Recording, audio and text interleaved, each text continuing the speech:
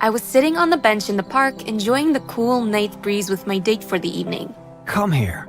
It's getting a bit chilly. He put his arm around me and I leant my head against his shoulder.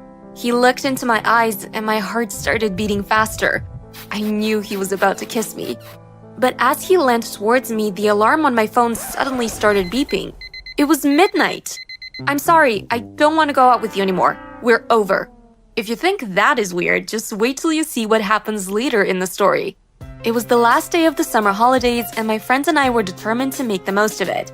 We had arranged to spend the day at the lake in our town. It was our favorite place to hang out in the summer. I was watching my friends splashing about in the water. It looked so cool and inviting, so I decided to go for a swim. I dove into the water. It was icy cold and almost took my breath away. I started swimming towards my friends when suddenly I felt a cramping in my leg. The pain was getting worse and worse and I was struggling to swim. Suddenly, I went under the water and blacked out. As I began to sink lower and lower, I suddenly saw a vision before me. It was a fortune teller. You have to break up with your boyfriend. If you don't, you will die. What is she talking about? You have a curse on you. If you don't have a boyfriend every 24 hours, you will die. This near drowning is a warning of that. Suddenly, I felt arms around my body, dragging me up to the surface. I felt myself being pulled onto the grass at the side of the lake. My chest was being pumped and somebody was blowing air into my mouth. I started sputtering and coughing. When I opened my eyes, I saw that it was my boyfriend Trevor that saved my life. All of my friends were gathered around me, concerned look on their faces. Katie, are you okay? We thought you were going to die. I thought about the fortune teller's words. She was right. I had almost drowned. Even though I loved Trevor so much, I knew that I couldn't stay with him. If I did, then I would die. So instead of thanking him for saving my life, I stood up and told him right in front of everyone, "We're over, Trevor. I don't want to see you anymore." His face fell in shock. What? But why? What did I do? My heart almost broke and I saw how distraught he was, but I couldn't risk it. I had to break up with him if I wanted to stay alive. It is what it is, you'll just have to deal with it. Everyone around me gasped. I could tell that they were shocked at the way I was treating Trevor, but I just ignored them. I guess I'll see you around. I grabbed my bag and left. I didn't have to look back to know that they were all standing, watching me walk away. When I got to school the next day, everyone wanted to know what had happened, including Trevor. I just don't understand, Katie. We were so happy. Why would you want to throw all that away? Trevor's right. You guys were great together. What happened? I could hardly tell them about my vision. Could I? I mean, they would probably just laugh it off and tell me not to be silly. But I couldn't risk it. So instead, I made up some excuse. Look, Trevor, just accept it.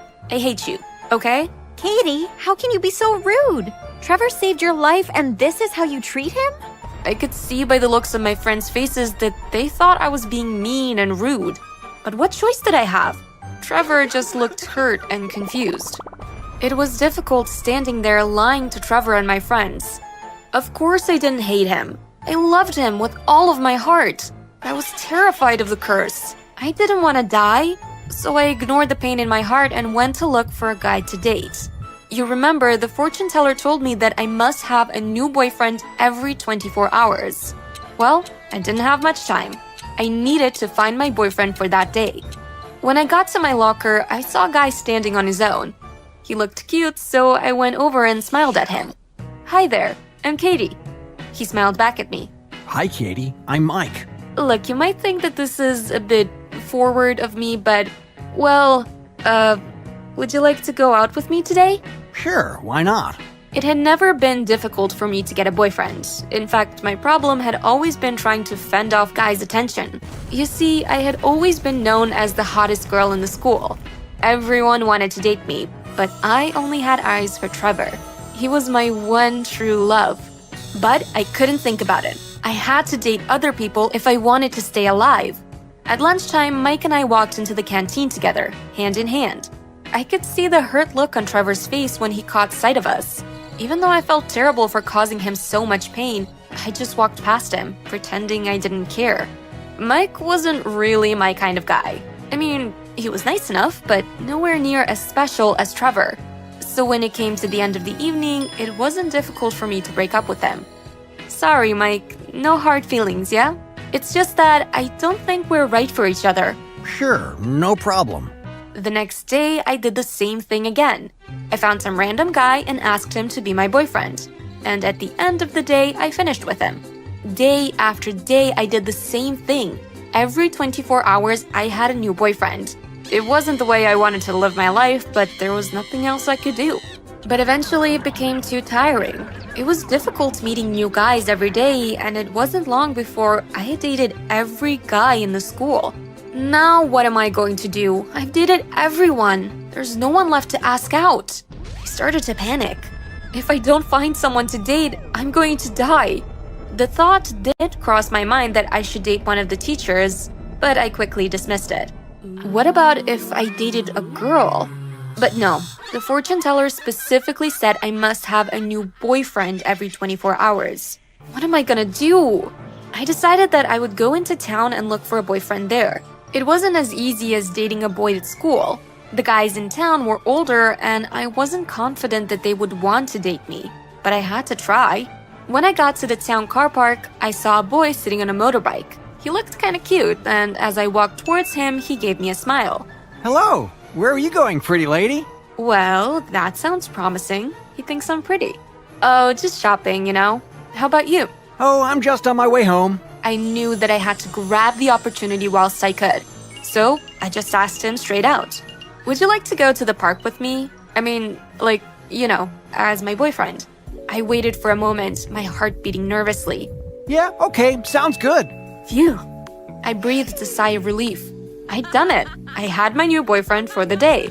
I'm Katie, by the way. Brian. Shall we go then, Brian? The two of us walked off to the park together, and he seemed like a nice enough guy.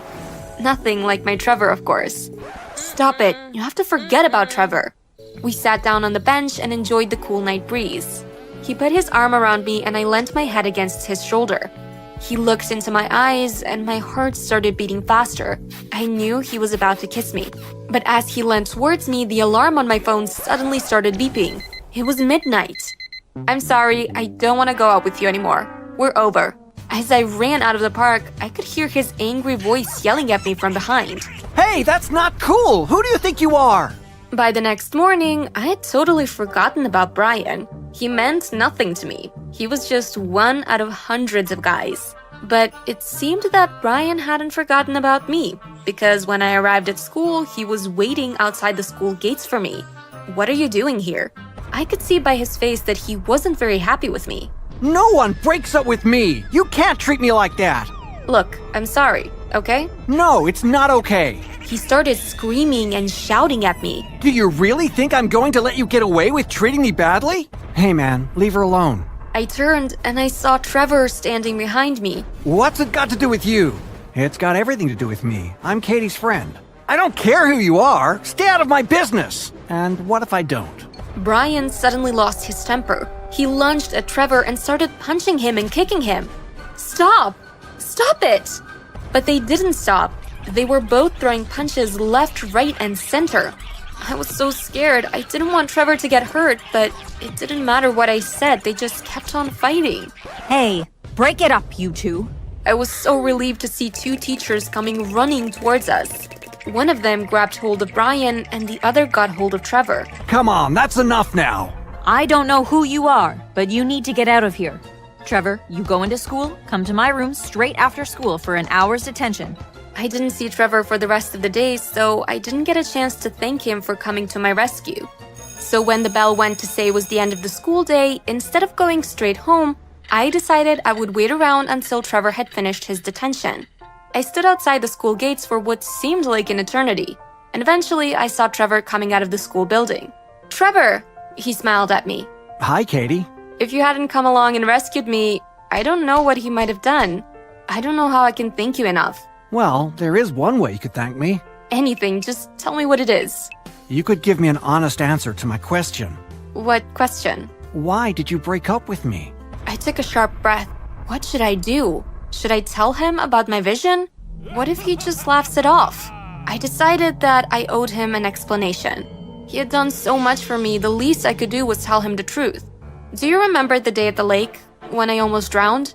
How could I forget? It was the day you finished with me. Well, when I went underwater, I had a kind of vision. Go on. I saw a fortune teller and she told me that I had to break up with you. But why would she say that? And more to the point, why would you do what she said? Because she told me that I had to have a new boyfriend every 24 hours or I would die. She said that the near drowning was a warning of what was to come. I expected Trevor to burst out laughing, but he didn't. Do you think I'm stupid? No, of course I don't. I totally understand why you did what you did. Anyway, as long as you were safe, that's all that matters. I'll see you at school tomorrow. I watched as Trevor walked off down the street. As he disappeared out of sight, I suddenly realized what I had to do. I couldn't live my life the way some fortune teller told me to. I knew that I had to make my own destiny. I started running down the street after Trevor. Trevor, wait, wait. When I eventually caught up to Trevor, I was out of breath. I'm Stop. Take a breath. sorry. I should have never broken up with you. I love you. What are you saying? I'm saying that I want you back. I want you to give me a second chance. I waited for him to answer. My stomach was in knots and my heart was beating madly. Of course I will. I never stopped loving you. That was 10 years ago. Trevor and I are now married and we have 2 beautiful kids. Obviously, nothing bad happened to me. I learned not to take things too seriously and not to get too stuck in my own head. Jones, remove these snacks. I need a place to sit down. June complained, but Jones totally ignored her, stuffing his face with the bowls of popcorn, chips, fruits, veggies, and hummus that he used to fill the whole sofa. June ran to the kitchen. Mom, Jones won't create a space on the sofa for me and our show is about to start. What show? Her mom asked. Don't you know, Mom? It's December with the 𝗕𝗓𝗓𝗠𝗘. Her mom rolled her eyes, went to the living room, and removed all the snacks from the sofa. They carried them and sat down. The show began. What they didn't know was that this year, December with the 𝗕𝗓𝗓𝗠𝗘s was going to change the lives of the whole world forever, theirs included. Hello, my name is Martha 𝗕𝗓𝗓𝗓𝗠, and today, I'm going to be telling you about my crazy rich life and how I became a millionaire without anybody's help, despite the fact that I was still a cute, tiny baby.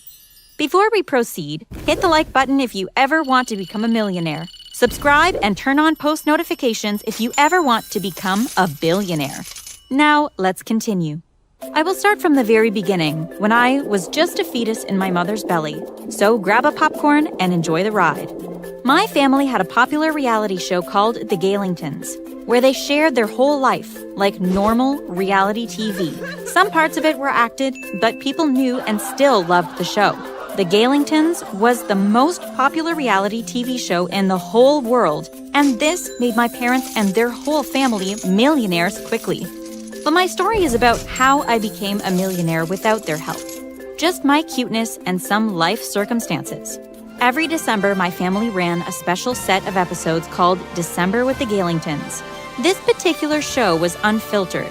There was no acting, and everything was shot raw. It was more like a live TV show with no editing or anything like that. Our audience loved this segment, and even people who usually didn't watch our show throughout the year always tuned in for this one. On the 3rd day of our special show that year, something unexpected happened. My mother, Brenda 𝗕𝗓𝗓𝗠, the richest and most popular of all the 𝗕𝗓𝗓𝗠s, who was pregnant with me at the time, got into a terrible argument with her brother-in-law, Smart 𝗕𝗓𝗓𝗠. He had taken on our family name when he married my aunt.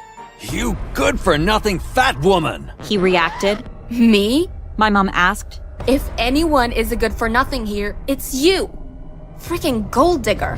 On hearing the words gold digger, which was the worst thing you could ever call Smart, he picked up his muscular hand and gave my mom a life-changing punch. He obviously reacted without thinking and didn't take into consideration the fact that he was punching a pregnant woman. The pain triggered some pregnancy complications, and in less than 5 minutes, my mother was on the floor, shaking, and as everyone tried to lift her up and get her to the hospital, everything was being recorded and the whole world was watching. With the way my mom was shaking, everybody had almost given up on both of us. Nobody believed we would survive the hospital visit. Fans gathered around the hospital and did vigils. People around the world were praying for us and posting it on social media. The whole world went on a standstill, hoping and waiting for us to come out safely. The cameramen were everywhere and got everything. Some were downstairs recording the fans. Some were in the hospital room recording my mother in terrible pain. Some were getting all the prayer videos from social media and compiling them for live TV, while others followed and recorded Smart as he was arrested and taken to prison. After one long week of painful labor, my mother finally gave birth to a beautiful baby girl. The delivery process was caught on live TV, and the whole world was elated. Everyone had suggestions for my name. Strange names like Survivor and Strong Woman were flying around. My mom ignored everyone and said, I'll call you Martha because you've proven that you're unique, just like your late great-great-grandmother. You will be her namesake.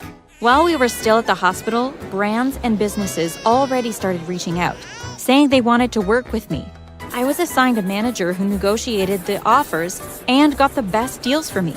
Before leaving the hospital, I was already worth $10 million personally. A few weeks after leaving, it became $50 million. Everyone wanted to work with me. Born as the most popular baby in the whole world, I had to struggle with the advantages and disadvantages of living in luxury. One of these disadvantages was from my uncle's family. Smart had been arrested immediately after the assault and was sentenced to jail for attempted murder, and was supposed to spend 10 years in prison, but 5 years with good behavior for almost killing one of the most famous celebrities in the whole world and her baby. His family hated the 𝗘𝗓𝗖𝗎𝗓 for ruining his life and swore to get back at us. And they did. The next year, during another month of December with the 𝗘𝗓𝗓𝗖𝗓𝗍, they were able to break into the house. Somehow, they were able to spray a gas that sent everyone in our house to sleep. Once we were all asleep, they took me and left the country. When I woke up, I was so scared and confused. I was surrounded by strange-looking men, all wearing black, and I didn't even know where I was. I started wailing. Shut that baby up! The scariest one screamed. This guy was so huge, he literally looked like the Hulk. One of them picked me up from the carton I was placed in and started trying to cradle me. He smelled like sweat, smoke, and fear. I cried even more. He kept trying to keep me quiet, even got me a lollipop, but the more he tried, the more I cried. He got tired and wrapped a dirty cloth around my mouth, muffling my cries, dropped me back in the carton with a blanket and said, Now, be a good girl and you may just see your family again. He winked and let out a loud laugh. Nah, just kidding. You'll never see them again. They all burst into laughter this time. Back at home, everyone had finally woken up. My mom walked drowsily to the nursery to pick me up, but I wasn't there. She immediately ran to the living room downstairs, hoping that someone in the family was holding me, but she couldn't find anyone. She found a letter instead. Brenda, we've taken your dear Martha. Now you'll know what it feels like to lose someone. If you want to see your stupid baby again, bring 10 billion to Venezuela. I will know when you arrive. I don't know how you're gonna do it, but I'm sure you can. You're the richest person I know. Sell your house or something. You have 3 days. My mom fainted and woke up in the hospital. What? What's happening? She asked, confused. My dad was holding her hand. B, you know you're accident prone. You fainted and hit your head on a table. You started bleeding and we had to rush you here. I read the letter they dropped, and I've taken a loan from the bank. We'll figure out how to pay it back later. I'm leaving for Venezuela with a jet immediately. I don't think you should come with us. You need to rest. It will be very dangerous. We can't predict what will go down. Mom laughed out loud. You must be kidding. Get my clothes. Dad smiled and got her clothes. You're too stubborn, but I love you anyway. Now, let's go get our girl. And with that, they left for Venezuela, Dad holding Mom and caressing her bandaged head. Immediately, they arrived at the private airport. A few guys surrounded them. One of them said, Hand me the suitcase. We will only do that when our daughter is safely delivered to us. My dad replied. The guy smirked. You like to play, huh? Another guy interrupted and said, Follow me, sir and ma'am. He led them into a black SUV and blindfolded them. My dad held on to the money suitcase for dear life. He didn't want anyone dragging it from his hands because he couldn't see a thing. The car later stopped and they were ushered into some place. The blindfolds were finally taken off and they realized that they'd been taken to a rooftop. Dean, Smart's elder brother, smirked at them. Mr. and Mrs. Gsaylenton, richest couple in the world, right? Where's my money? Where's my baby? My mom asked. Dean, what's all this about? We used to be friends. You didn't need to go this far. You can stop all this now, and we will forgive you for everything. My dad tried, honestly concerned for Dean. I want my baby. My mom screamed. Shut up, you two. Friends? Friends send each other to prison, right?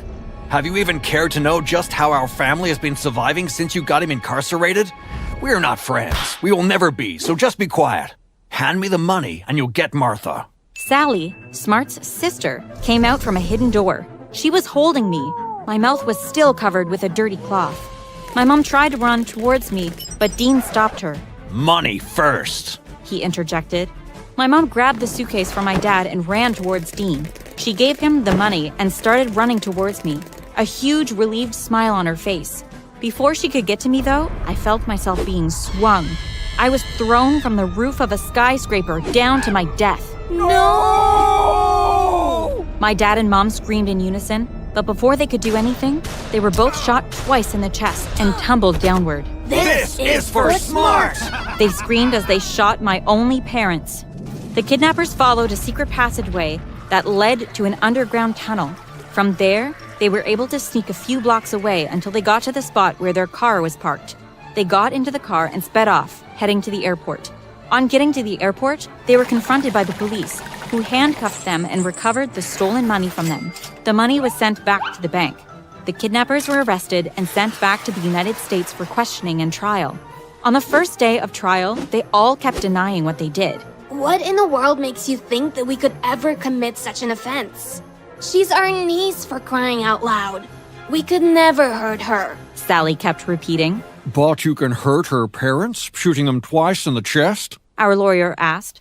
Sally rolled her eyes and said, I could never hurt those fools, as much as they deserve it. December with the Gsaylenton's cameramen were covering the whole trial process, and the whole world was saying that the kidnappers should be hanged or electrocuted for killing their favorites. Are you aware, Sally, that there were some cameramen that covered the whole incident? You were actually caught on camera killing a whole family. Our lawyer asked again.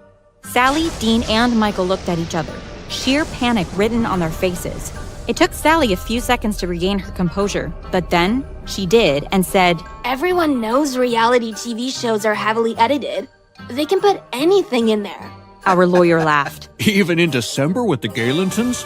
A live show? Come on, Miss Sally. Of course. Sally replied. The technological advancements these days are crazy. It was finally time to cross-examine Michael, the last brother and kidnapper, the evil dude who put a dirty cloth around my mouth to make me stop crying and the dumbest one in Smart's family. As he was about to speak, my parents came inside the courtroom carrying me. They were all unbelievably astounded. What are you? Are you ghosts? How are you alive? We killed you all! There. Mr. Lawyer, I guess you have your confession. My mom smiled and left with her family. Smart's siblings were convicted of conspiracy, breaking an entry, kidnapping a minor, extortion, armed robbery, and attempted murder. They were each given life sentences. Smart wasn't given a life sentence because he wasn't aware of the conspiracy. Apparently, the kidnappers didn't know that my parents were wearing bulletproof vests, so the bullets couldn't kill them because the vests stopped them. They also didn't know that my parents were wearing mics in their teeth, so the cops could hear everything. Immediately, the cops realized that my parents were at a rooftop. They suspected that someone would end up falling or being thrown off, most likely the baby, me. And so, they surrounded the building with a soft, bouncy foam. It was more like a bouncing castle outside the building. I fell right into this stuff, and I was saved. There was absolutely no scratch on my body. A cop gently picked me up, removed the dirty cloth from my mouth, and took me to my parents, who had gotten the bullets out of their vests. They were so happy, but my kidnappers had already fled. Never worry, sir and ma'am. My team at the airport and all around have been informed. They're on the lookout. Your daughter's kidnappers will be arrested in no time. We were all safe, sound, and without a scratch. But guess what the best part was? The whole world watched everything as it unfolded because it was December. This made me even more popular. I was on the news in every country. Netflix contacted my family. They wanted to make a movie out of my life, and they wanted me and my family to act out exactly how it happened. You know we accepted. We were paid millions upon millions. More brands wanted to work with me, and every interviewer wanted to hear my story, even as I grew up and got older. In a very short time, I moved from being worth millions to being worth billions.